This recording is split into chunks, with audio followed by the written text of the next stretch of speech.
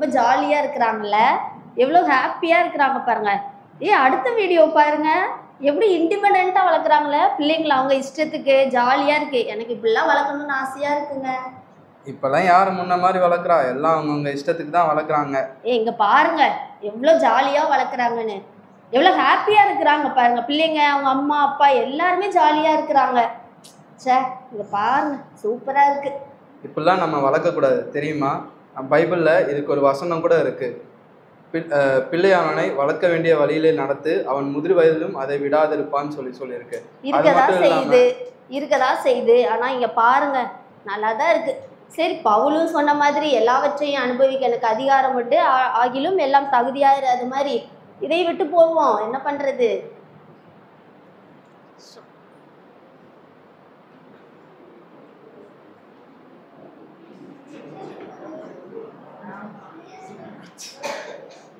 சூப்பரா இருக்குல்ல? இதை வாங்கி நம்ம இந்த கார்னர்ல மாட்டலாமா? சரி, இந்த ட்ரெஸ்ஸு நல்லா இருக்கே.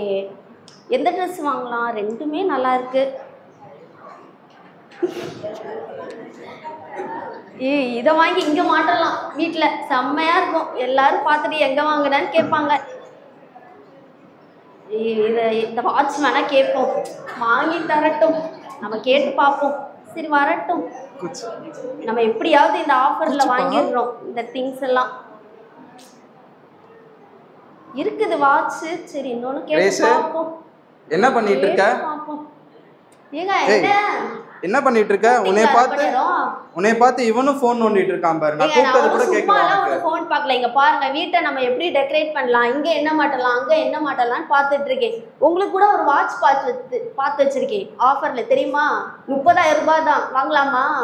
பார்த்தா எல்லாரும் கேட்பாங்க எங்க வாங்கினேன்னு. செம்மையா இருக்கு பாருங்க. நம்ம இருக்கிற நிலைமைக்கு இப்ப இதெல்லாம் தேவைதானா? ஏங்க நல்லா தானே இருக்குது. இங்க பாருங்க, ஆஃபர் தான் போட்டிருக்கான் பாருங்க. 60,000மா, 50% ஆஃபர் போட்டிருக்கான். எவ்வளோ ஜாலியா இருக்குல்ல? இதெல்லாம் நமக்கு இப்ப தேவையில்லாதது. நாம சும்மா பார்க்கலங்க, வீட்டை பாருங்க டெக்கரேட் பண்ணலாம். நம்ம இது நமக்கு தேவையானது தானே பார்க்குறேன். சரி, இதெல்லாம் தேவையில்லாத நமக்கு. இதுக்கு கூட நம்ம பைபிள்ல ஒரு வசனம் இருக்கு. இதுக்கு என்ன வசனம் சொல்ல போறீங்க? கர்த்தருக்கேற்ற சிச்சையிலும் போதனையிலும் பிள்ளைகளை வளர்ப்பீர்களாகன்னு சொல்லி வசனம் பைபிள்ல இருக்கு. ஆனா நீ முன்மாதிரி இல்லாம அவனை உலக காரியங்களுக்கு ஏற்ற மாதிரி உன் இஷ்டத்துக்கு வளர்த்துக்கிட்டு இருக்க. சரிங்க, நான் ஒரு தடவை தானே பார்க்குறேன். சரி, இனிமேல் ஜெஸ்டம் ஃபோன் நோண்டாம நான் பார்த்துக்கிறேன், போதுமா? ஃபோன் நோண்டாம பார்த்தா மட்டும் பத்தாது, நீ அவனுக்கு முன்மாதிரியா வாழ்ந்தாதான் அவனும் உன்னை பார்த்து வாழ்வான். சரிங்க, டைம் ஆயிடுச்சு, 10 மணி ஆச்சு. சரி, இப்போ தூங்கலாமா? காலையில இருந்து ரொம்ப வேலை பார்த்துட்டேன், நான் தூங்கலாம்னு நினைக்கிறேன். டயர்டா இருக்கு. தூங்கலாமா? நீங்க வேணா தனியா ப்ரேயர் பண்ணிக்கிறீங்களா? ஃபேமிலி ப்ரேயர் பண்ணுமா? பண்ணிட்டு தூங்குவோம். ரொம்ப டயர்டா இருக்குங்க. காலையில இருந்து நான் தானே வேலை பார்த்தேன், நான் தூங்குறேன். நம்ம சேர்த்து வச்சு நாளைக்கு ப்ரேயர் பண்ணிக்கலாம். நீங்களும் டயர்டா இருப்பீங்க, நீங்களும் தூங்குங்க. நம்ம நாளைக்கு ப்ரேயர் பண்ணிக்கலாம். நாளைக்கு பண்ணிக்கலாமா? இன்னைக்கு ஒரு நாள் தான், நம்ம நாளைக்கு ப்ரேயர் பண்ணிக்கலாம். இங்க வா, நீ பண்றது எதுவுமே சரி கிடையாது. பரலோகத்துக்கு வந்துருவியா? நீ பரலோகத்துக்கு வந்துருவியாவா? என்ன கேள்வி கேட்குறீங்க?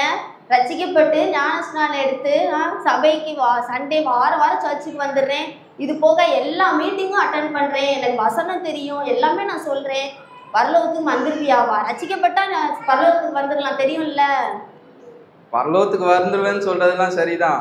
ஆனா கிரியை இல்லாத விசுவாசம் செத்ததா இருக்குன்னு பைபிள்ல இருக்கு, தெரியும்ல உனக்கு? இருக்கதா செய்து. என்ன பண்ண? ஆனா நீ உன்னோட கிரியையில என்ன காட்டுற? உலகத்துல இருக்கிற மாதிரியே வாழணும்னு சொல்லி ஆசைப்படுற. பிள்ளைக்கு முன்மாதிரியாகவும் இருக்க மாட்டேங்கிற, வீட்லேயும் முன்மாதிரியாக இருக்க மாட்டேங்கிற, உன் இஷ்டத்துக்கு நடக்கணும்னு சொல்லி ஆசைப்படுற. தினமும் வேத வாசிப்பும் இல்லை, பைபிள் படிக்கிறதும் இல்லை, ப்ரேயர் பண்ணுறதும் இல்லை. அது போதாதா? அது ஒரு நாள் எப்பயாவது தான். மன்னிக்கப்பட்டிருக்கு. நான் பரலோகம் வந்துருவேன். பரலோகத்துல நான் இல்லாமையா? நான் இல்லாம பரலோகமா? சொல்லுங்க. சரி, இப்படிப்பட்ட கிரியையோட பரலோகத்துக்கு போனா நீ எப்படி இருப்பேன்னு சொல்லி ஒரு வசனம் வாசிப்போமா?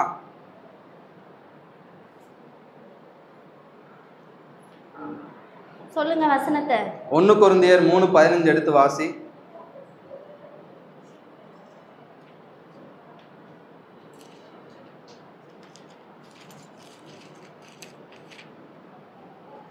கொரிந்தியர் 3:15.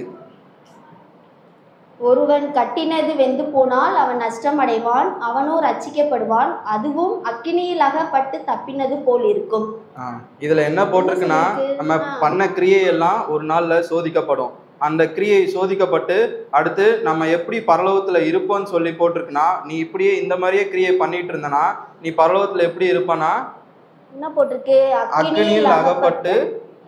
அக்னியில் அகப்பட்டு தப்பினது போல் இருக்கும் சொல்லி போட்டிருக்கு. இப்படிதான் நீ பரலோகத்துல இருக்கணும்னு ஆசைப்படுறியா? சார் ஆமா, நான் கூட பரலோகம் மட்டும் போனா போதும்னு நினைச்சிட்டு இருந்தேன். ஆனா என் வாழ்க்கையில ரட்சிக்கப்பட்ட நாள்ல இருந்து நான் என் இஷ்டத்துக்கு தான் இருந்திருக்கேன். ஆண்டவருக்காண்டி எதுவுமே நான் வாழ்ந்ததில்லை. என் வாழ்க்கையில மற்றவங்களுக்கும் சாட்சி இல்லாம இருக்கேன். சார் பரலோகத்துல ஒரு பொக்கிஷத்தை கூட நான் சேர்த்து வைக்கலையே. இப்படியெல்லாம் நான் போய் இருக்க விரும்பலைங்க. நான் நிறைய போய் ஆண்டவர்கிட்ட போய் நிறைய பிரைஸ் வாங்கணும்னு நினைச்சிட்டு இருக்கேன். அப்ப நான் இனிமே என்னோட வாழ்க்கை ஃபுல்லா சாட்சியோட வாழ்றேன்.